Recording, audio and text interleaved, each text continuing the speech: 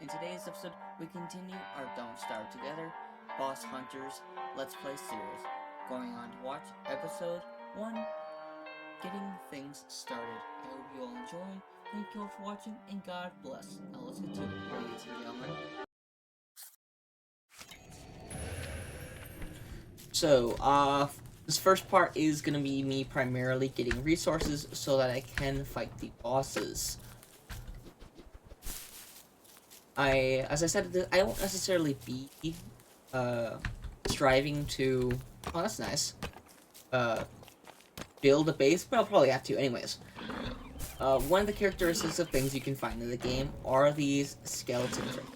Effectively, these were, survivors that, Maxwell had brought to the world before, but didn't make it. Thus, they give you a bit of resources.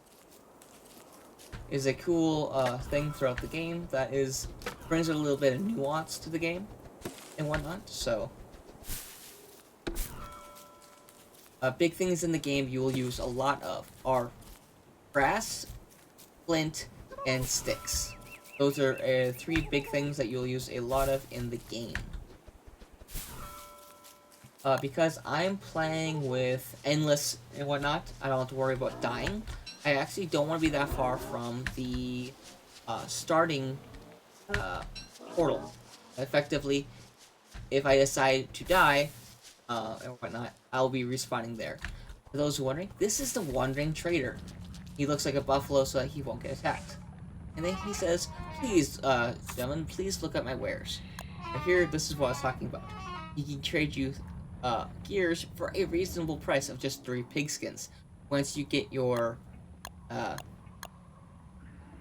pigskin pig farm up and going, this man is amazing, and I would definitely do essentially trap him in your base if you can. I'd say it's definitely worthwhile.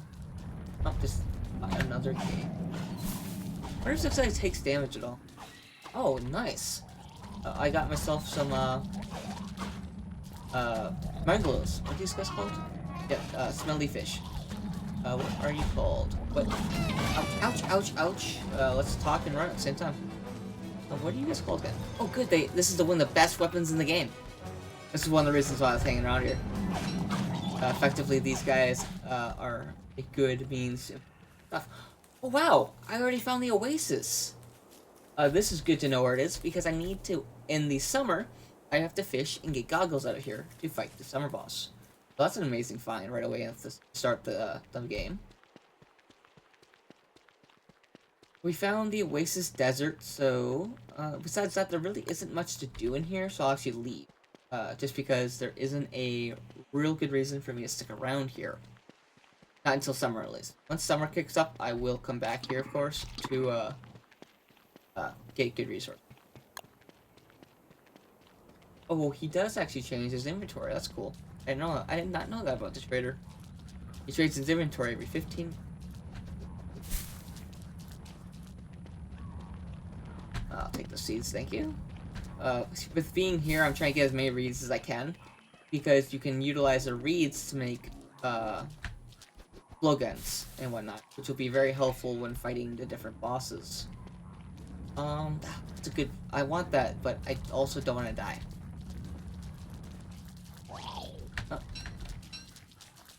Okay, perfect. This is a tentacle spots. They're used for in recipes later on, which is a good thing to have. For those of you who didn't know, there is multiple different terrains throughout the world. The swamp biome is actually the slowest biome besides silk. If you're running on spider webs and silk, that's actually the slowest, depending on what terrain's underneath it. So if you're on swamp with silk, it's the slowest you can move in the game. The fastest you can move in the game is on roads with a walrus tusk walking stick, which is an item you can get by killing one of the mini bosses in the winter. He is the traveling hunter. This. Oh, I was hoping for a touchstone, but it's just pigskins, which is good to have. Oh, no, the trail goes this way. That's fine.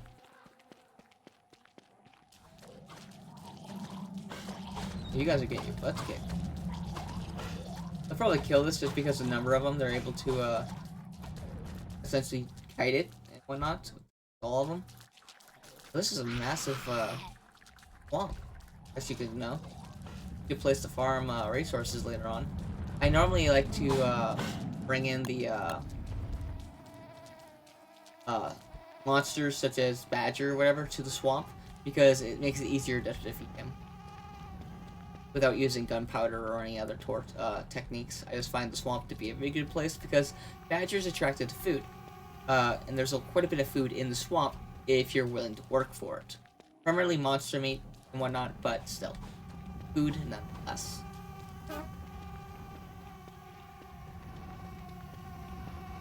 Oh, I guess I can go through this wormhole right here. That'd be a cool thing to go through, dude. Let's jump through there and see where we go.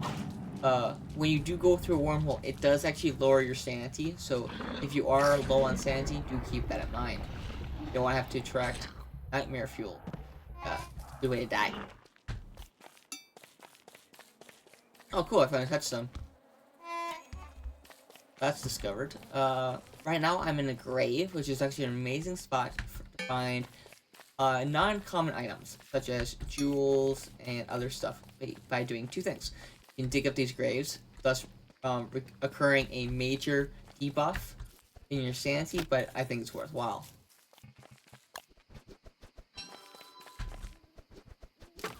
Hello, Miss Tallbird. This is another mini boss that I have to kill. It's basically just a tough creature. One of the bosses I want to kill. Essentially, I want to kill one of each creature. That's friendly. Not friendly. I mean, that's a negative creature. Tallbirds are neither good nor bad. For those wondering, they effectively will protect their eggs with their life, and then once the egg grows up, they proceed to murder them. Makes total sense. They got definitely nesting nest syndrome pretty bad. Because once they kick off their children, they get really sad. Quite violent. But nonetheless. Ooh, food. I love these berries. They're very juicy berries. They're very early on good food source. But they do, as a caveat trade-off for what, mind you, they do rot quite quickly. So, you keep that in mind.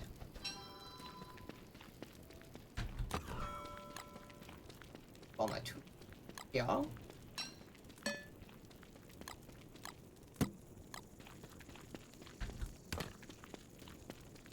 Right now, I'm looking for stone, flint, so I can mine these. Not.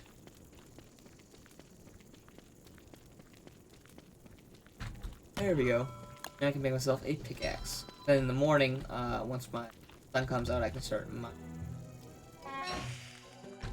Primarily, I'm focusing on gold because you need a lot of it to get stuff done in the game. It also allows me to make golden tools. So, that is a system I definitely want to focus on as soon as I can. Because golden tools are just all in all just better in my opinion. They allow you to mine stuff faster, gather resources faster, and they have a lot more durability. So, in general, they're just better. But in a pinch, regular flint tools aren't that either. To my knowledge, there isn't anything in the game that requires you to actually get golden tools to mine. So, save the gold for whatever you want, or use it for tools like I do. It's up to you. That's the best part about this game and every other game. Everything in this game is to your imagination. Do what you want and have fun.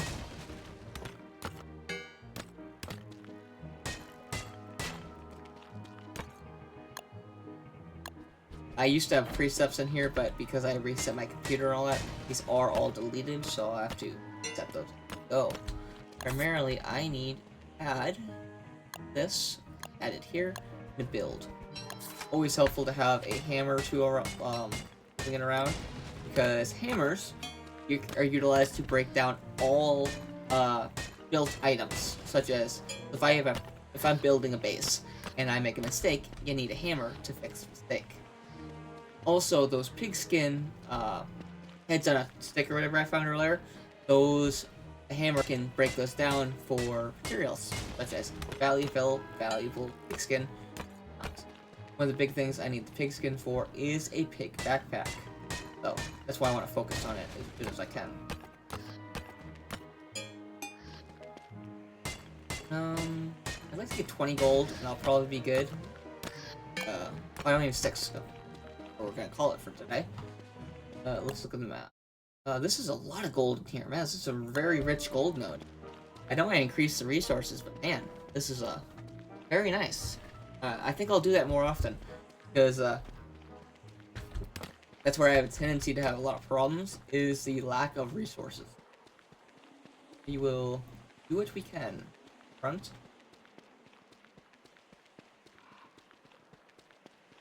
Looks like this is the end of the world, so let's go back up, or top of the screen. Whenever I say north, I always mean I'm going this to the top of the screen with these cardinal directions. I wonder if they have a compass in the game. That would be nice to have. Is a consistent compass indicating cardinal direction. I'd say that's one of the biggest things in the game when you're trying to direct people where to go.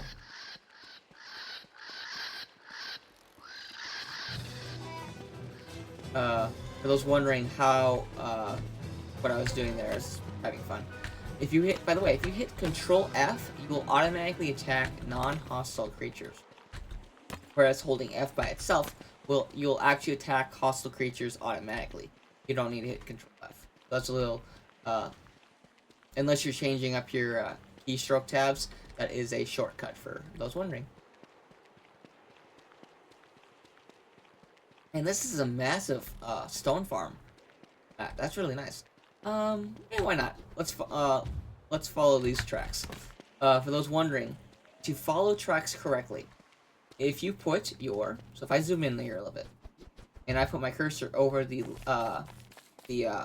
tail here, or the front paw, and then I move my cursor that direction, I can actually easily find the next one.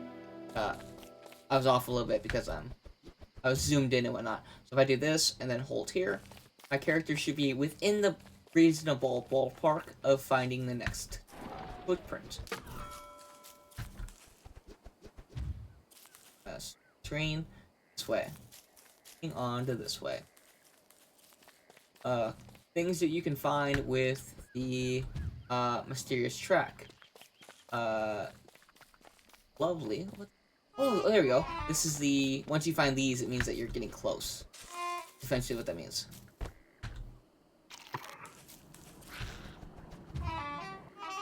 Back this way. This looks dangerous. Ah, nice. The different tracks indicate different creatures, by the way. This way... Once you get closer, finding it's so much easier.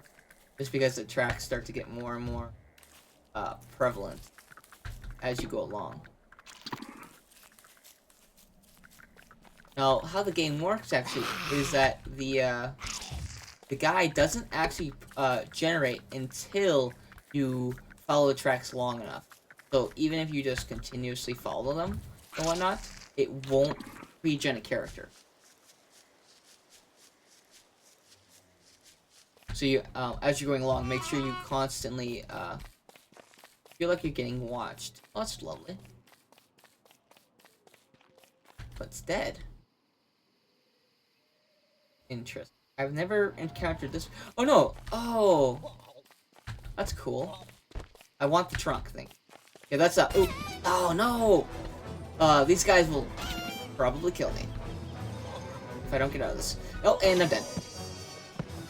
And with that, we have our first death. Survive 2 days. And with this, I just have to go back to the main portal. So, back to this blue one, end up over here, and I'll come back for my stuff the next morning. But, yeah, this is a Usquin. The silver wool it puts off is very useful for taming beefalo later on. But as you saw, they are quite deadly. Biggest trick they have in their sleeve, in their arsenal or whatever, is that spit attack you saw. that shoots a globule of snot effectively, and it makes it where you can't move as you also. So you keep that in mind and try to be safe when you're playing with.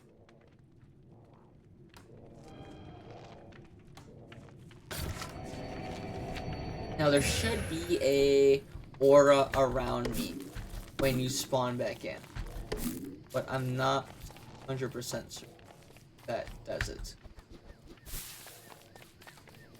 I might just die here, ladies and gentlemen, again due to the darkness, which is, yeah, that's gonna kill me because of the darkness. And I'll just stand underneath the portal.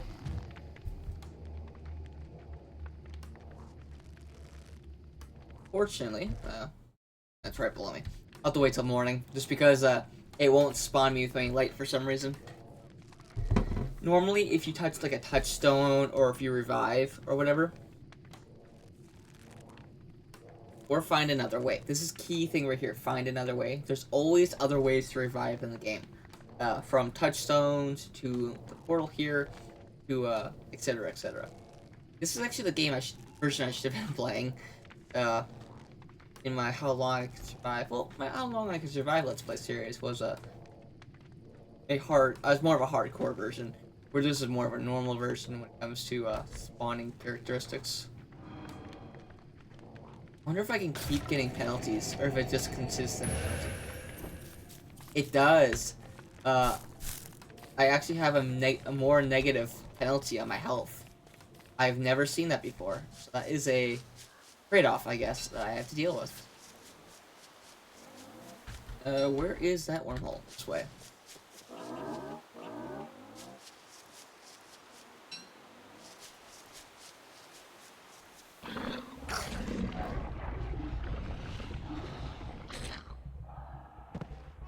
And died. Well, I can just look at the map here. Oh no, I don't have my bag. Oh, there's a touchstone right here. I could have just, live and learn. I don't think I'm going the right direction. We'll try. Hopefully I find my stuff. That is the negative of dying early on without having a bag. If you have a bag on your person, you can actually easily find your body on the map. It'll just indicate a, no, I didn't ask what it was. I walked this way. If I'd gone further, I would have touched the touchstone. Oh well. I had gone over darkness. But as a ghost, you don't actually discover the map. Oh, this little guy! Alright. So, this is an examination right here. You can have multiple little friends that follow you along. I'm gonna have a little poll going up, asking you guys which one I should try to get as soon as possible. This little guy, so the steel wool, I can actually get that from the boss little Kiwi guy that killed me. So there's that one. Flower hat. So I'm going to show off all the little guys, and then you guys can vote. I'll have a poll up saying which class of monster or friend here you want me to get. That's interesting. Milky whiteness. I've never seen this before, so if you guys go with this one, I'll have to definitely work hard to find it. Nice part is he's actually not gone. I do have to be careful about it. If you do scare him, keep scaring him, by the way, you can force a creature like him. He will keep continuously losing his he'll keep farting. We'll go with that. I will actually utilize the flowers to heal. Rather not die from you right now. Now he's chasing me. Wow, real nice guy. This is the only bad part is I have to redo my whole entire inventory. Okay, I'd like to save that trunk and make it into a sweater, which helps with the winter time, but I don't know if I'll be able to. Drop the manure, don't need it right now. Let's see, can I build this? Need wood. Then I can make myself a backpack, I believe. Yeah, I need to have a science machine, so let's build that real quick, and then I can have a backpack, which will help increase my storage capacity tenfold, practically. Oh, for those wondering, you can actually craft from things that you're carrying. So I don't have to put this in my inventory or whatnot. It's not a here that we have to go. Build, and then place. And I'll just break this down at a later date. I might just leave it here. But we'll see. A backpack. I need sticks. Well, I am Wilson, so I can actually convert logs to sticks. Gotta drop down enough trees, and then I'll... So, one log gives me 2 sticks. That's not bad, per se. It's not a good trade-off, but... Considering I'm just trying to make a backpack, at the moment is a great trade-off. Then, ta-da! In there, I will place the non-common items that I won't be picking up everywhere. An niter is kind of a common one, but it's still a good place. Now, you actually go up there, so I don't accidentally hit you. And that should be good. I'd like to fight that guy, but unfortunately, with my 53 health, that's going to be a major problem. And let's open up gift. Interesting. Use later. Whenever you open up a new gift, you can always... Or later. I always choose later because I tend to try to keep my items I have. I do have a hammer, so let's actually break up my body, and I'll show you what you get from bodies. You get bones. Bones are utilized in a lot of things, from fertilizers to armors. That because I have the armor mod, it does actually utilize bones. So keep those around as long. What am I looking? Oh, it's just a cave entrance. Good to know where it is. Not important first right now. Oh, I'm actually hungry. So let's actually build myself a fire. Then I can fix that problem. I have all this lovely meat that's going to go to waste. So I might as well just cook it up for the benefits of food.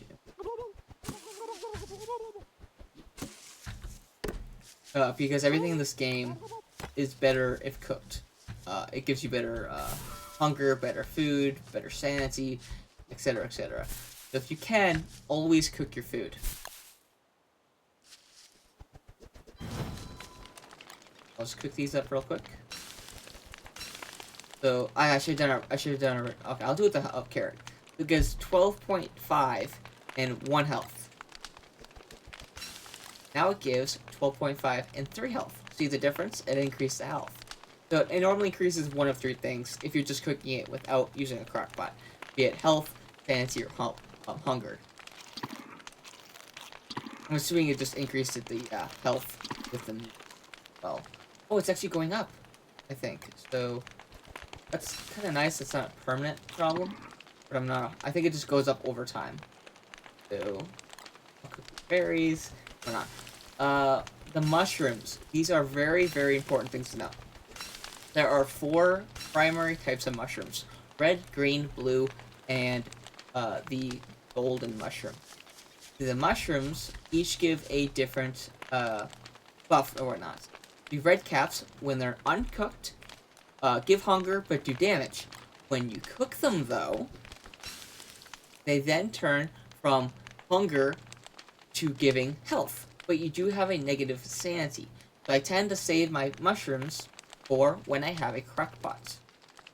Is a good thing for that.